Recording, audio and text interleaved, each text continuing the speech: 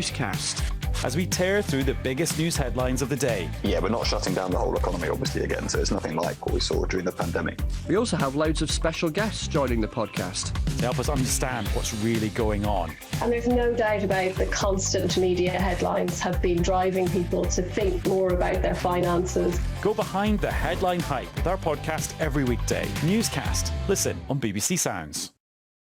I've waited in corridors for 6 hours with patients needing urgent medical attention. It's not fair to them. Wagner Army, they don't value lives.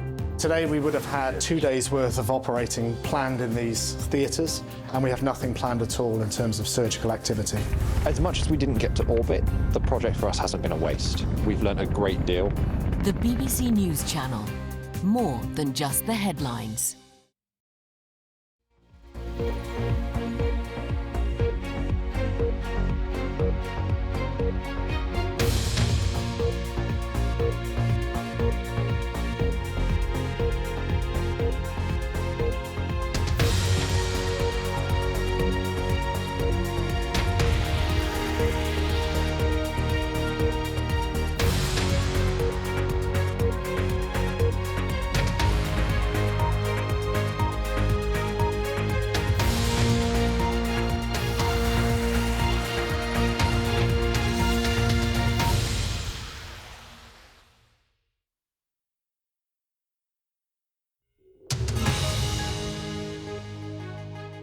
Welcome to Newsday. Reporting live from Singapore, I'm Mariko Oi.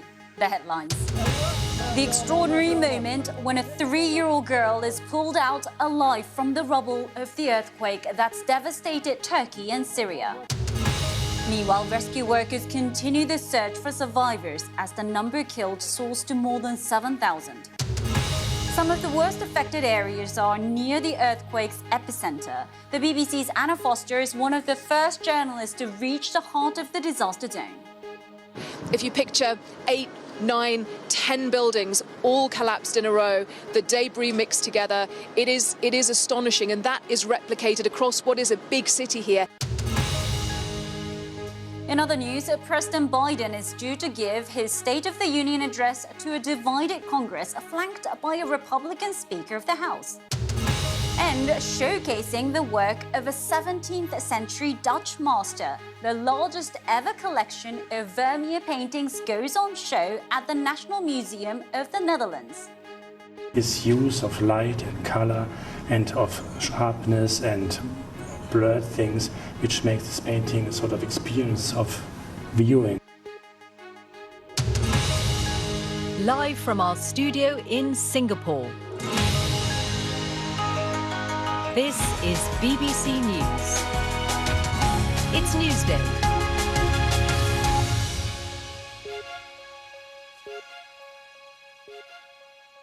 Hello and welcome to the program.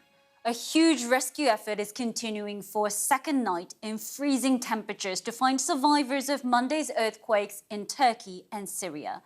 Thousands of Turkish soldiers, along with international teams, are taking part in the emergency operation in the south of the country. More than 7,000 people are now known to have died.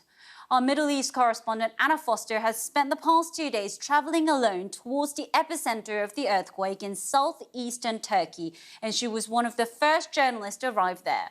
From the severely hit city of Kahramanmaraş, she sent us this report.